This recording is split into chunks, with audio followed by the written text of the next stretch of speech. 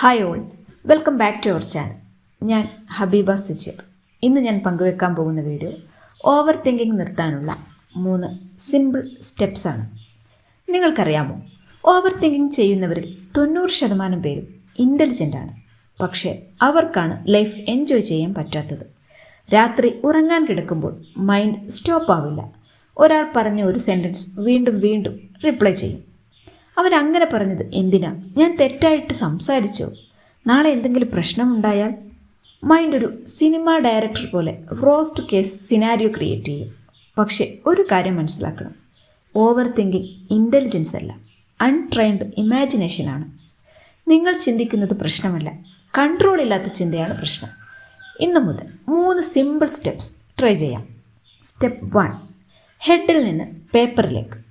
മൈൻഡിൽ വട്ടം കറങ്ങുന്ന തോട്ട് എഴുതുക. പേപ്പറിൽ എഴുതുമ്പോൾ അത് ചെറിയതാവും. മൈൻഡ് എക്സിക്യൂട്ട് ചെയ്യും, പേപ്പർ ക്ലാരിഫൈ ചെയ്യും. സ്റ്റെപ്പ് 2, റോസ്റ്റ് കേസ് ചോദിക്കുക. ഇത് ശരിക്കും നടക്കുമോ? ഇത് 5 വർഷത്തിന് ശേഷം മാറ്റർ ആകുമോ?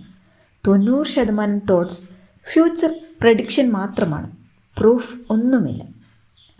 സ്റ്റെപ്പ് 3, ആക്ഷൻ ഡിസൈഡ് ചെയ്യുക.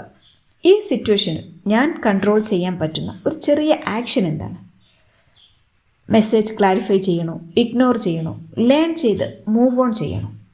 ആക്ഷൻ ഇല്ലാത്ത ചിന്തയാണ് ആൻസൈറ്റി, ആക്ഷൻ ഉള്ള ചിന്തയാണ് ഗ്രോത്ത്. ഓവർ തിങ്കിങ് നിർത്താൻ മൈൻഡിനെ ഫൈറ്റ് ചെയ്യേണ്ട, ഡയറക്ഷൻ കൊടുക്കണം. നിങ്ങൾക്ക് ഓവർ തിങ്കിങ് ഹാബിറ്റ് ആണെങ്കിൽ ഇന്ന് രാത്രി ഒരു തോട്ട് എഴുതി കാണും.